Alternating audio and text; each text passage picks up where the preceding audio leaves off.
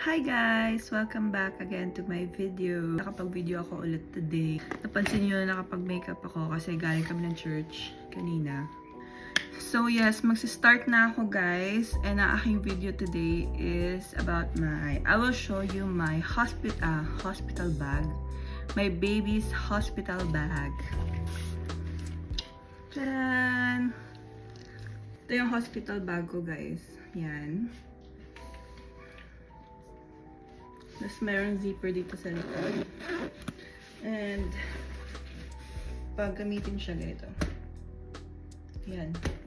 Marami siyang laman kasi, you know, maarte akong nanay. Papakita ko sa inyo kung anong nasa loob. So anyways, I will start na guys. Yung bag na to is galing sa aming friend. Hiningal ako. Galing sa aming friend na si Yves tsaka si In or si Darlene. Yan. Thank you guys. So first, eto. Meron akong alcohol dyan. Actually, sinabit ko lang to ngayon. Pero nilalagay ko to dito sa likod, sa zipper. Meron zipper dito guys. Yan. Malaki siya. The whole back is merong bulsa. Ganda ko talaga. So this bag, ito yung laman. Yan. So first, meron akong, lagay ko lang dito sa gilid. Meron akong receiving blanket. This one. Ito, nabili namin to nung isang araw sa Walmart. Parang ano dito. Hindi ko alam kung ano, kung sa Amerika is mga Target, ganun. Ito yung receiving blanket niya.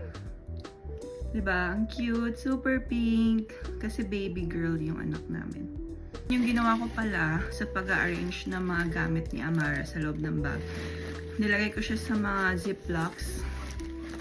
Yan. Sobrang bright sa loob, guys. Sobrang orange. Yan. Naka-ziplock lahat. Kasi para organize yung mga gamit. Kasi pag nanganak ako, kasama ko si Randy. Tsaka si Mami. So, para you know, easy lang sa kanila na kunin-kunin yung mga gamit kasi naka-pouch, naka-ziplock na lahat, naka-divide na yung, sineparate ko na yung mga gamit ni Amara. Meron akong diapers. Kukuha ko na maayos guys. Wait lang. Meron akong newborn. 4 na newborn, then 4 na number 1. So next naman ito, mga damit. Ito, meron nakalagay na label. Kasi bumili ako ng label printer sa Amazon. So, ganyan lang siya kaliit. Ganyan. So, ang nakalagay lang dyan, outfits. So, dito lahat ng outfit ni baby. Meron akong onesie. Yan. Color pink, of course. Meron na siyang yung pang-cover ng kamay. And then, hanggang paa. Tapos, naka-zipper siya. All the way here, up to here. Yan.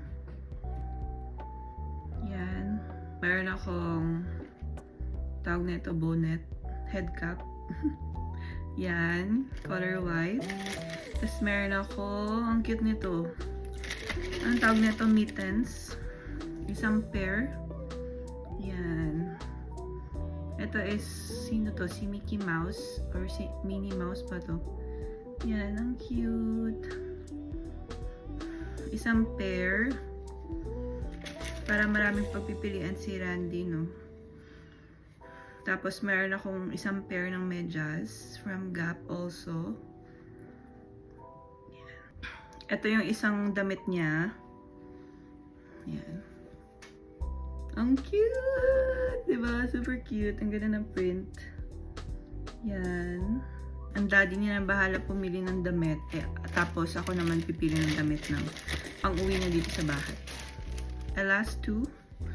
Ito yung gusto namin going home outfit ni Amara. Yan. Ang cute, diba? Ito may pang-cover na siya ng kamay dyan. And then, isang anong tawag nito? Bonnet, beanie. Ito, cute. Color white din. Tapos, pwede lang siyang ma-adjust dito. I-adjust mo lang kung para magkasya sa ulo ni baby. And yung next one is ito. Ito yung mga muslins, bibs, towel, burp cloths, car seat cover niya, yung ibang socks, cup, and mittens. So, first is ito. Ito yung pouch ng kanyang car seat cover. And then, ito yung dalawang burp cloths. Ito, color pink. And then, isang color pink na may puti. Diba? Ang cute. Meron akong dala ng isang bib. Ito. So cute. Tapos, ano lang siya? Velcro. Yan. Ang nakalagay is so loved. And then, meron akong dala lang bath towel. Yan. Yan, ito. Pagpapaliguan na siya dun sa hospital. And ito pala yung car seat cover niya. Tapos, pwede ko rin siyang gamitin pang cover dito pag nagpapadede ako. So, marami siyang purpose. Yan. Yung, basta, ito. Meron siyang pouch ng essentials. Ayan, nakalagay. Essentials. So, dito, nilagay ko dito yung wipes, of course. Wipes. This one is from Huggies also. Ito, gift lang to. Galing to sa PR package na binigay ng Huggies sa akin. And, meron akong Cetaphil baby wash and shampoo. And then, meron akong daily lotion from Cetaphil din. This one is from the Philippines, Tiny Buds hand sanitizer.